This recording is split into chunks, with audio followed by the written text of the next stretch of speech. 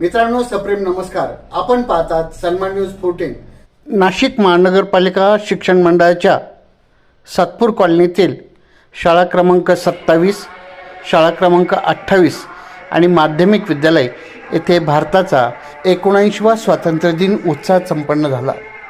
India बार काउन्सिलचे सदस्य advocate Shri Jayant जाळीभावे यांच्या हस्ते ध्वजारोहण करण्यात आले. यावेळी प्रमुख पाहुणे म्हणून माजी नगरसेवक सलीम मामा शेख, माजी नगरसेविका सौ सीमाताई निगळ, सामाजिक कार्यकर्ते श्रीराम हरी संबेराव, सन्मानयुक्त संपादक रवींद्र एरंडे, सामाजिक कार्यकर्ते बाळासाहेब पोरजे, सोमनाथ पाटील, राजेश पंडित, श्रीधर दिगोळे आदी उपस्थित होते.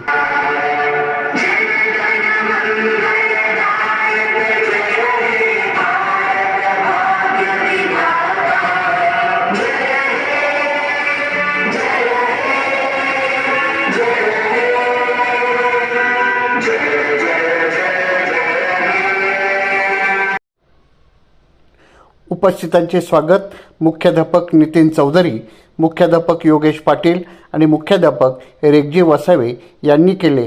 सुरेश खानबाले यांनी सूत्रसंचालन केले. यावेळी ॲडव्होकेट जयंत जाळीभावे, माजी नगरसेवक सलीम मामा शेख, माजी नगरसेविका सौ सीमाताई निगळ, पत्रकार रवींद्र एरंडे, रामहरी संबेराव यांनी विद्यार्थ्यांना मार्गदर्शन केले.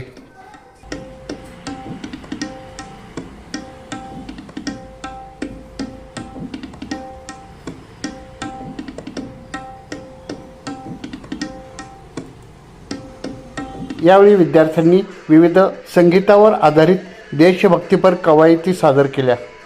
सचिन चिखले यांनी आभार मानले. उत्साहपूर्ण वातावरणात भारताचा स्वातंत्र्य दिन साजरा झाला. नाशिक महानगरपालिका शाळा क्रमांक 27 मुख्याध्यापक नितीन चौधरी, शिक्षक सचिन चिखले, विजय पाटील, वैशाली पाटील, भास्कर जाधव, सुनील पवार, तनुजा सूर्यवंशी, जयश्री बागुल, क्रांती मुनगंटीवार, गणेश वायकर, गोपाल दोनाडकर, अनुप मेश्राम, जितेंद्र कुपाले, अश्विनी एरणे, संगीता आहिरे, पल्लवी सकडे, ज्योती रोकडे, योगेश निकम, नितीन चोपडे, विपुल भांबरे, मनपा शाळा क्रमांक 28चे प्रभारी मुख्याध्यापक रेगजी वसावे, सुरेश खानबाले, श्रीमती भारती पवार, सोनाली कुवर, पुनाजी मुठे, सुरेश चौरे, यशवंत जाधव, पल्लवी शेवाळे, कविता शिरोडे, श्रीमती विद्या भंगाळे, श्रीमती वैशाली पाटील, श्री योगेश निकम, श्री विपुल भांबरे, तर माध्यमिक विद्यालयाचे मुख्याध्यापक श्री योगेश पाटील, शिक्षक श्री शांताराम देवरे, उपशिक्षक श्रीमती भावना शुक्ला, योगेश सूर्यवंशी व शिक्षकेतर कर्मचारी यांनी परिश्रम घेतले. I wish you all a very happy day, Independence Day. On this day in 1947, our country got independence from British rule.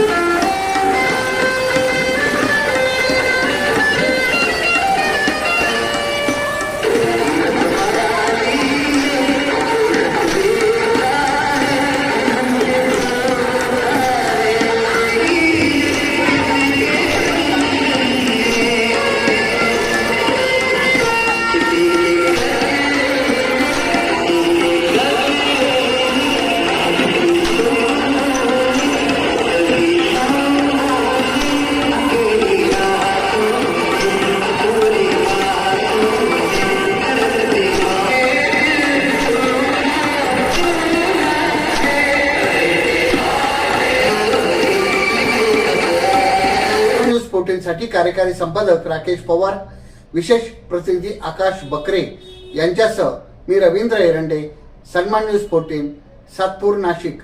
धन्यवाद.